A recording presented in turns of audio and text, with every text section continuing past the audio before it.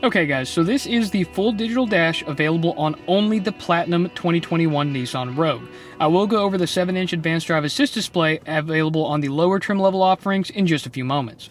Moving on from there, of course, on the full digital dash, on the left side we've got our digital tach, and on the right side we've got the digital speedo. On all four corners of this display, it gives us tons of information such as our temperature readout, our fuel economy readout on the bottom right, as well as the fuel gauge as well. Temperature and time in the top, which is just a simple staple, and then of course in the center it's going to show us our cardinal directions as well as the multimedia on that center stack. Nissan gives us the great option to just simply scroll down and clean up this display very much. That's going to give a nice clean display for those people who don't want a ton of information shooting them right in the face. Now, of course, going on to the next display, we do have a drive computer. This is going to go over all the different averages that your vehicle accrues as you drive, such as different fuel economy averages, speed averages, or even just engine time. Scrolling down on there is just going to bring up the manual fuel economy, and then, of course, going to the right, we do, of course, also have a tire pressure readout.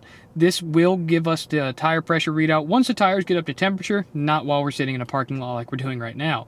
Scrolling down from there, Nissan lets us see the all-wheel drive readout. Now, of course, this is only available on vehicles with the all-wheel drive system. I'll go over that in just a few moments. Moving to the right again, we do have the navigation readout. This is going to be one of the more technical displays, I guess you could call it, simply because it is also paired with your 9-inch color touch display over there to the right. If you have a destination plugged in with your built-in navigation, you will get turn-by-turn directions on this display as well. That way you don't have to keep darting your eyes from right to left and taking your attention off the road. Moving to the right, we do have just a standard multimedia display. This is going to be a display that only shows us what's playing on the radio at the moment. This will also show you incoming calls. To the right one more time is going to be my favorite display, and that is your Safety Shield 360.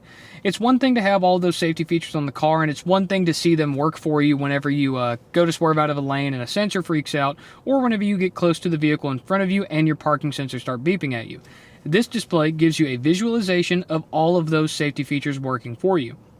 Just right now, of course, we've got our forward collision warning, the blind spot monitoring, and the lane keep assist, and it even goes as far as showing us that the lane keep assist feature is currently disabled on the vehicle.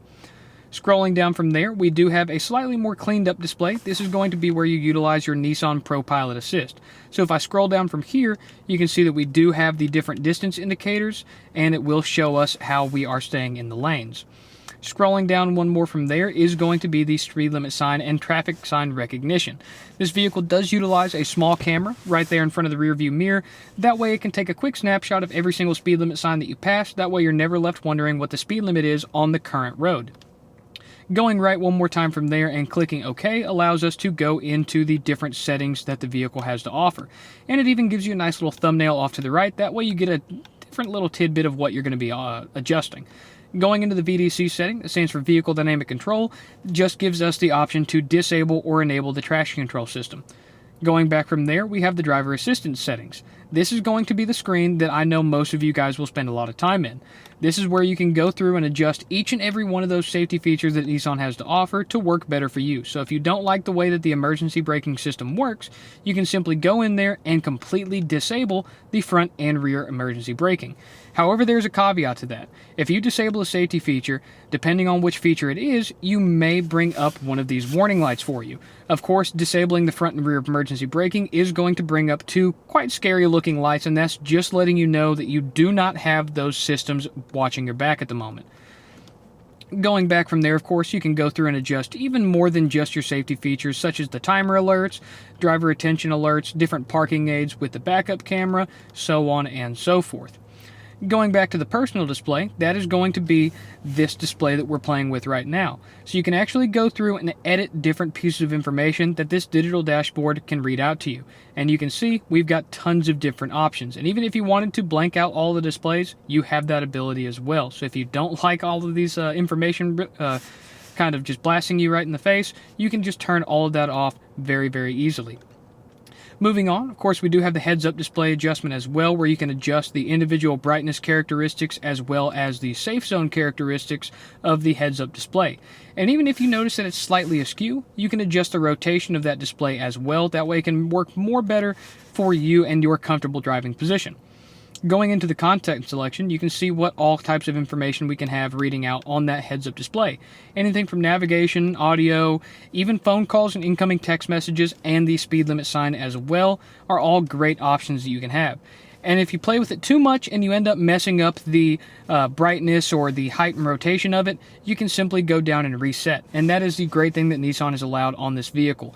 Anything on here, if you play with it too much to the point where you get something and you don't really know how to revert it back to the factory settings, you'll find a reset button at the bottom of almost every single menu in here. That way you can revert every part of this vehicle back to its factory settings extremely easily. Going into the eco mode settings, you can even go through here and adjust the way that the eco mode for the vehicle works. You can completely lock out the ability to use cruise control during eco mode, and so on and so forth. Even going in for the eco mode history, of course, this vehicle won't have the best since it's been most of its life moping around on a car lot.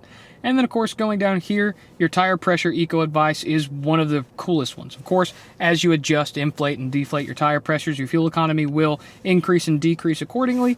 This right here, little readout, gives you all of the best advice. That way you know your vehicle is going to be getting the tip-top fuel economy that it can. Even going in here to the TPMS settings, you can have different settings for every single part of this vehicle. Just wanted to show you guys how in-depth the settings are on the 2021 Rogue. Let's go ahead and move on to the Tri-Zone Climate Control System, since I know that's something that confuses a ton of people.